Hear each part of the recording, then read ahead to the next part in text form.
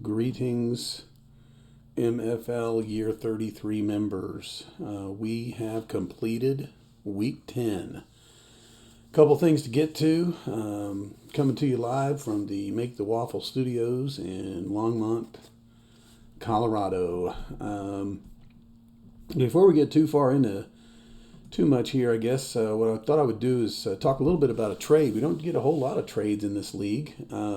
I have found that dynasty leagues work out kind of cool for trades because you can balance things a little with some draft picks and stuff. This one's a little trickier because of the salaries involved and that sort of thing. And so for what it is worth, I'll give you kind of my process on this, and that way, if y'all start thinking about trades in this league, you'll kind of have a little baseline to look at. Just for the record, I'm going to pull up our settings here, and we have a trade deadline, and it is the 12th week. So I think what happens is at the conclusion of the games on the 12th week, you are no longer able to process trades. Now, I do have these trades on all of the leagues that I commissioner. I have the trades just go through. I'm not voting. I don't really plan on vetoing. I just kind of feel like we're all able to maintain a certain level of straight face test. If we were asked why did we make that trade, we probably have a reason. If there's ever a time where people are colluding or whatever, then that's a point at which I think you just deal with those instances case by case. You don't have to vote on every trade. You don't have to discuss every trade, stuff like that. So in this case, I do think it was pretty reasonable. I kind of see what both of these guys are trying to do here. You've got one team that's sitting pretty nice, and they're trying to maybe just add that one piece to make things better. In Josh Allen. Sorry, I needed a sip of coffee. You got another team who is kind of on that cusp. I mean, they really need to make a push, especially after this last week. And it's obvious that Josh Allen has not been that piece for them. And so they tried to pick up a couple of other pieces. And I think if you're going to do it, sooner rather than later, that's for sure. So you had Josh Allen traded from the Tulsa Quakenados to are they the Ass Kickers this week? To Kansas City. I do know that.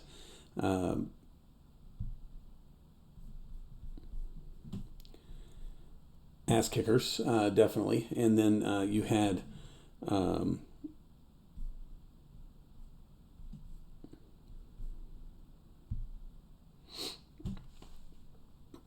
Christian McCaffrey and Daniel Jones going to Kansas City, and you had Josh Allen going from Kansas City to Tulsa. So let's break this down a little bit. Let's think about it for a second.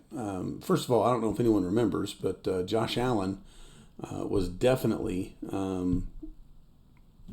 paid this year. So if we go to players and we go to Josh Allen and we go pull up his history here, he was kept by Connor for 146 points, which I think is a record salary for a quarterback. So when you talk about trade, number one, you're looking at it in terms of this season, and you're like, well, Josh Allen has not been winning games for me. If you're Kansas City, right? I paid him all this money, and he's not working for me. So I think that is a viable trade candidate. The other question on a longer term you have to ask yourself is, am I going to keep this guy next year? I can tell you now, at 146 points, you're going to have to add 15 points to that. You're looking at like 161. Probably not. And let's be real, whoever gets him, in this case Tulsa, are they likely to keep him? Probably not. So this is definitely one of those moments where we reached a salary point, a price point, and we've reached a season point, and we've reached a win-loss point where everything sort of comes together. So I really feel like this made some sense. So in return, what Kansas City is getting is Christian McCaffrey, and you can do the same thing. You can be like, well, you know, if Josh Allen wasn't the piece that was going to get me there, is Christian McCaffrey. The one thing I would throw out real quick is Christian McCaffrey has not had his bye week yet, and Josh Allen has. That's a little bit of a trickier situation. You have to look at your roster and see, well, when Christian McCaffrey's off, do I have someone to cover that spot and that sort of thing. Longer term, again, you can kind of look here. He was paid 102, and that's actually somewhat within the realm of, well, maybe you would keep him. If he's healthy going into next year, he does play for a great team, he is a great player, you're more likely to keep him than you are Josh Allen. Or by the same token, you may have to field some bids or something on him if you don't franchise him. So that's something to think about. And then here's really kind of, I guess, if that was a tie, if it was McCaffrey and Allen were sort of a wash, if you will, you throw in Daniel Jones. And I can tell you now, that is definitely a person going into next year, you've got to consider, you know, especially if you can get him through bidding, you're probably going to keep. I mean, let's be honest, nobody was expecting Daniel Jones or the Colts, I don't think, to be as good as they are. But you know, he was kept for $9. And if he gets through the bidding process, you know, and then now you're looking at, you know, keeping him for $10 or for 10 points, that's probably going to be a roster spot well spent. So you've given yourself some options in the future. And if he continues doing what he's doing, then maybe you end up with a, maybe not an equivalent to Josh Allen, but maybe a viable, stable replacement. And you can make up some of those points in other places. For example, Christian McCaffrey when he's not on a bye week. So I was asked if I would do this trade. I said yes. I would probably do it on both sides based on what I saw from what both sides needed. So it did make some sense to me. The bye week thing makes it trickier for sure. But the other part of that is, you know, here's a team, if you go look at the standings, here's a team I think that's at 4-6, right? Let's go take a look here real quick. I mean, Kansas City is 4-6. Like, you know, you got to win 7 to make the playoffs in this league, unless you want to try and get lucky. If you're going to make this move, I think you make it now, and then you can plan it out. Anything that can be anticipated can be planned for, and so you've been 10 weeks with Josh Allen, and it's gotten you to 4-6. So let's try a few weeks with McCaffrey and Jones and see if that makes things different. So I like it. So yeah, here's Kansas City. They're sitting at the 9 spot, and they really have very, very little wiggle room left as far as trying to make the playoffs. So anyway, maybe an overanalysis, maybe more than you ever wanted to know, but I'll just throw that out there as my 2 cents worth. I guess the only other aside to that would be this. If we were talking about draft picks and stuff in dynasty leagues, if there's ever a trade and you did need to balance something out a little bit, and one team had leftover money, free agent acquisition budget money, you can include that in a trade. In fact, Sleeper lets you do that. We are in this position where even those who have that kind of money don't really have much, so wouldn't really make a whole lot of difference. But if you ever are trying to balance something out, if it makes sense, but you kind of just want a little spice on top, sometimes you can throw a couple of bucks on there and see how that works. So let's look at the weekly report here. Looks like our best manager was Cleveland. And don't look now, they are the hottest team in this league. And again, they got off to a little rocky start, but it has not been rocky lately. They've been doing really well. Pretty much put it on San Antonio this week in a pretty classic rivalry here. San Antonio scores 164 points, which is definitely enough to win, and didn't. Cleveland's kind of coming on strong. So the worst manager was our defending champion. And just know that they are now in a bad spot. They're 3-7. They can make the playoffs if they win 4 straight. It's not unheard of, but our defending champion is looking at a very uphill battle here. 4 more weeks left in the regular season, so there's still time for a lot of things to happen.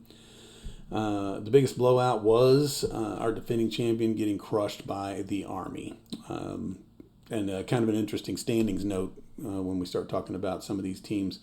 Our top of the league is very crowded now. We've got a lot of teams with the same record. Narrowest victory, West Canaan, who is also coming on pretty strong this late season. But 112, maybe got a little lucky. But I can say now, if you're winning on a down week, that means you're doing pretty good. So, but that also puts Toledo in a pretty tough spot. They are also at 3-7. So the playoffs pretty much start for them now. Highest score was the Big D. Lowest score was the Gray Squirrels. Our overachiever again was Cleveland, and our underachiever was the Gray Squirrels. Look at our quarterback of the week. I've never really had paid that much attention to these because on the phone the weekly report comes out a little different, and I tend to skip over this part. Matthew Stafford, quarterback of the week. If we'd have asked, polled the league who we thought might be, quarterback of the week in Week 10, I don't know that anybody would have thought Matthew Stafford, but that definitely is the case. Look at Jonathan Taylor once again, the bane of the Hoopton Corn Jerker season. He is just crushing it, and again, Tulsa is going to be a force here. Look at Parker Washington. Traded this guy away in a dynasty league recently, and was kind of curious why this person wanted him. They must have known something I didn't. But yeah, Parker Washington, wide receiver of the week. Trey McBride finally coming on.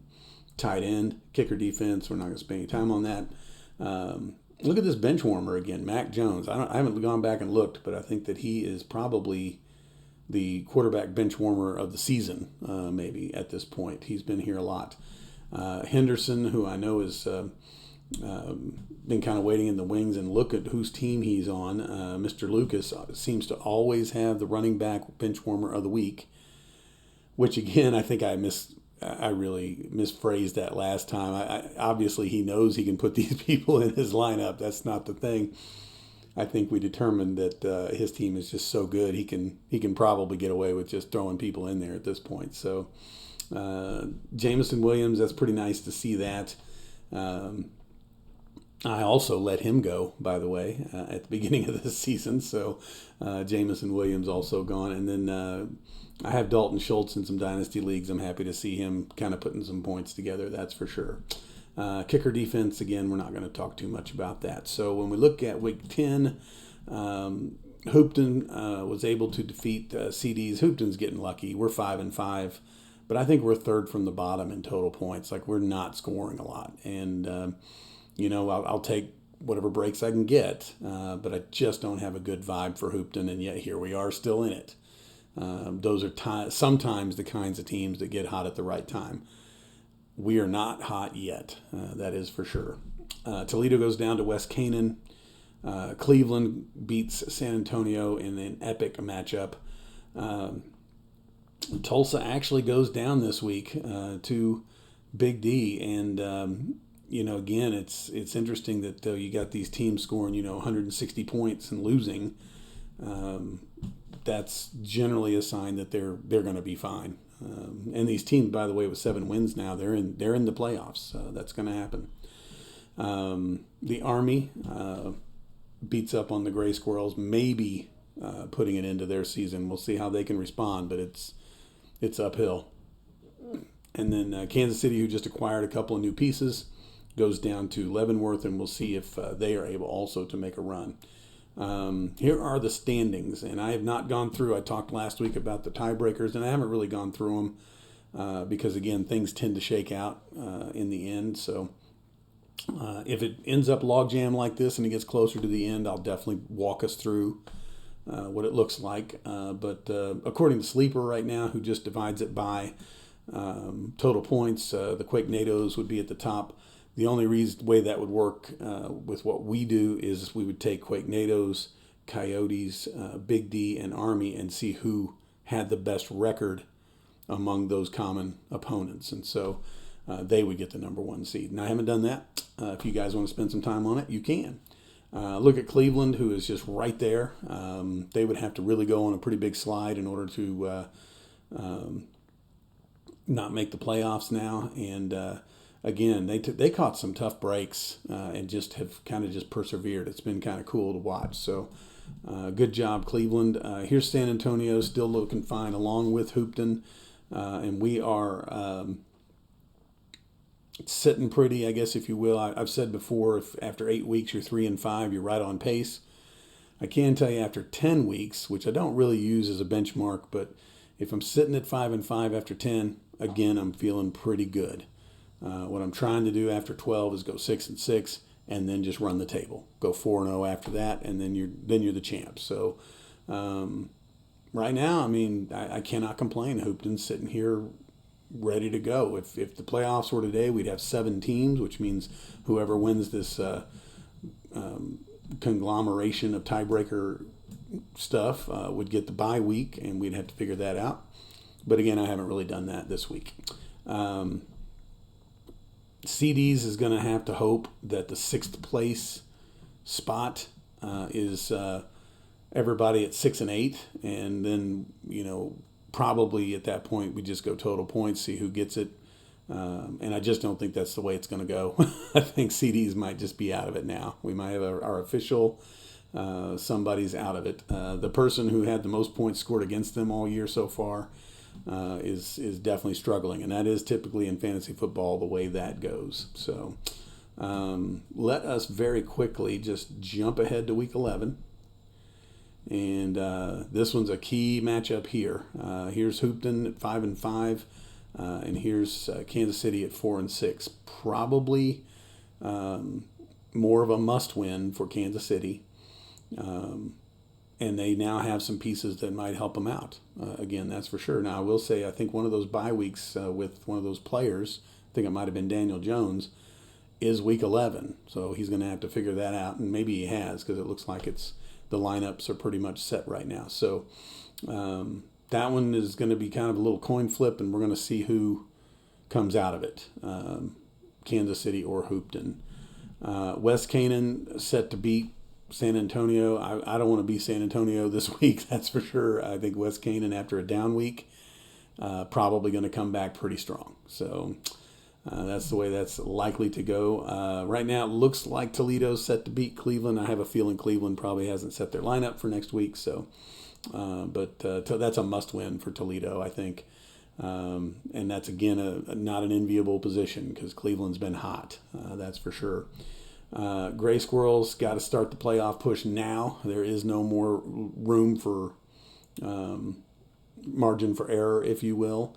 And again, I don't envy them. They got to play Kevin, who's been doing really, really well. So I think some of the lower end teams are going to be in some tough spots this week. Speaking of seeding and things shaking out, here's Tulsa and the Army playing each other, both at 7-3. Chances are pretty decent that the winner of that one's going to end up with a 1 or 2 seed at the worst. So that one is a huge deal. Both these teams will be in the playoffs, along with Big D and along with West Canaan. Those 4 spots are clinched. Just a matter of who's going to finish where.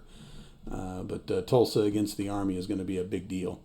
And then here's CDs, maybe now in a spoiler role, trying to figure out a way to keep Leavenworth out. Leavenworth might have a decent opportunity here to kind of get back into the mix. So we'll see how that all pans out after next week. Like I said, we'll talk about tiebreakers and stuff when it gets a little closer. Probably leading into the last week, then I can give you a really good idea. Most of the time, if at that point there's 3 or 4 or 5 scenarios or teams that are vying or whatever, it's almost always easier just to kind of let things happen and then figure it out after that because it gets easier. So yeah, that's the deal, folks. 4 weeks left in the regular season. 7 wins is the benchmark. You're trying to hit that 7th win, and then we'll figure out the playoff bracket after that. And just know if you're going to make any trades or anything, you've probably got a little under now 2 weeks. You've got something like 10 days to get those trades figured out at the conclusion of probably the Monday night, I guess, somewhere like 12 or 13 days. At the conclusion of the Monday night game on week 12, that'd probably be the deadline for any trades to be processed. So if it comes up, that's the way that'll go. If you want to bounce ideas off of me, I'm willing to talk to you about it. I definitely try to stay neutral as I can. I can tell you if I thought it was a bad idea, I wouldn't do it, and I would tell you that. And I would probably also in this, and as I did in this case, say if it's something I would do, I would probably say yes. So yeah, just keep all that in mind. You guys stay safe out there, and just so you know, next week I'll get a video out on Tuesday. Then I'm running down to Tulsa for a while to hang out with my grandbaby. And then Thanksgiving week we'll be back. So it should just keep on. We should be able to keep on hitting Tuesdays. That's for sure. So stay safe, and I will see you next week.